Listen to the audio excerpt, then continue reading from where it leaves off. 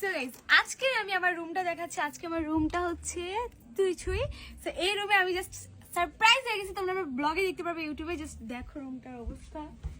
আমি মানে পুরো একদম শক, কারণ আমি কখনো ভাবিনি যে সাজিকে এসে আমি এমন সারপ্রাইজ পাবো। আমার বার্থডে যেহেতু আর 3 দিন পর, সো এই যে happy birthday happy birthday happy birthday, এত সুন্দর করে সারপ্রাইজের জন্য থ্যাংক ইউ জান। আর হ্যাঁ, আমাদের এটা কি বলে, ব্যালকনিটা দেখাইনি।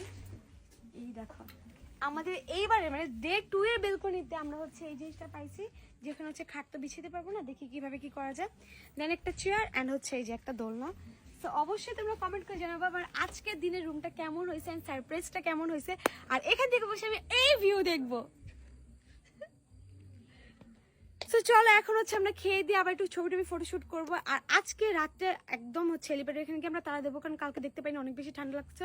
বাট আজকে আকাশে ছিলই না, গতকাল ছিল, মেবি ছিল না কালকে। এটা কিভাবে সম্ভব? সাজেকে আকাশে তারা থাকে না, এটা তো অসম্ভব। যে আজকে দেখবো যে সাজেকের আকাশে আরো কত তারা থাকে, কারণ আমাদের আগের বার অনেক অনেক অনেক তারা ছিল, আকাশটা একদম ফ্রেশ ছিল।